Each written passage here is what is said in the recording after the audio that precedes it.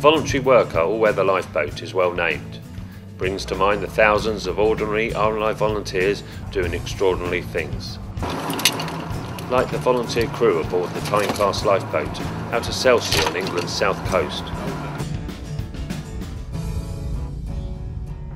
The coxswain in charge of this training exercise is Rob Archibald. He started here 20 years ago, became a full-timer at Chiswick, but still fronts up on his days off. If you take charge, see the helm indicator, yeah? Right, we want to do a good figure of 8, okay, with the boat. Here, the crew practice the drill when the rudder breaks. The job satisfaction is putting to sea and giving someone a hand, whether it's towing the boat back in or whether you've actually done resuscitation and saved a life. You know, it's just giving someone a hand when it's needed.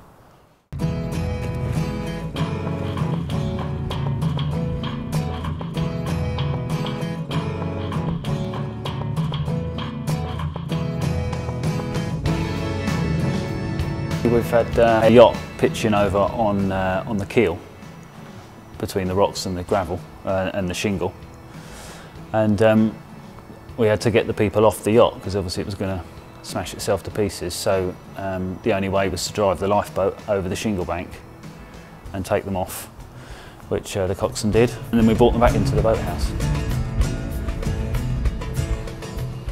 From voluntary work to the full-time shift on the river, Archie, as he's known here on the Thames, helms at the second busiest lifeboat station in Britain and Ireland. And he's heading this Sunday for the busiest station, Tower, to refuel. Luke Dillon has been a volunteer since school days, soon after the RNLI pulled him and his mates from the water when their rowing boat sank. From the real life jacket to the virtual jacket. As a project manager at Engage Productions, he uses cutting-edge technology to help clients survive in a sea of competition. The benefits companies get from people volunteering is they get a much broader range of experience.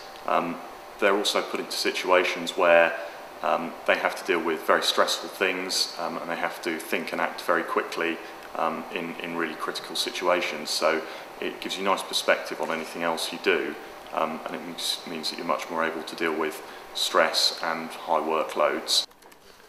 So Luke's jump from screensaver to lifesaver benefits all. They pass one of the building sites of another Chiswick lifeboat volunteer. I've sailed since I was knee-high to a grasshopper, and they are funded literally by the contributions of the public. There is no government funding, so every penny really does help, and it's a great bunch of guys and girls doing the most incredible work out of the goodness of their hearts, effectively. I work full-time, I'm a single mom. The RNLI gives me the scope to give up half an hour if I have it, an entire afternoon, or sometimes an entire day. Depending on the event, it's either waving flags at the marathon, cheering on the wonderful runners. At the Barnes Fair, which we have a stand every year, it's a full-day event. But there's always PIMS at the end of it. So it's whatever I can do, I can bend it around that.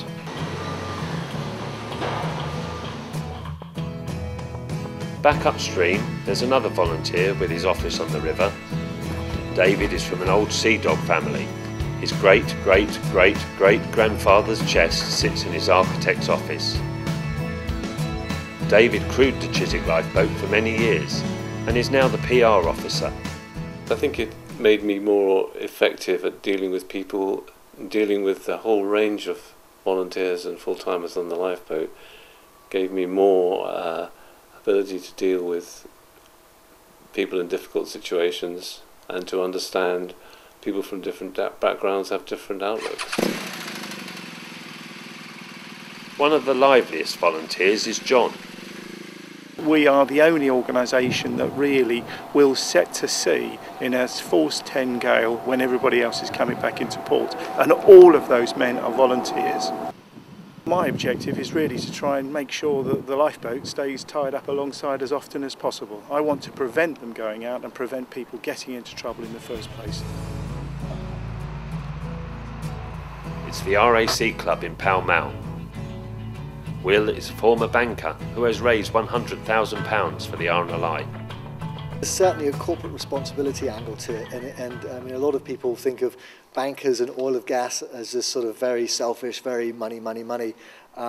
So it does provide a different angle. It does make people think, well, actually, okay, you are giving something back to the community, and it's not just take.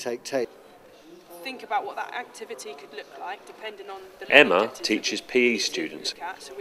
She's been linked with the RNLI since her mum joined her up to the Children's Stormforce Club.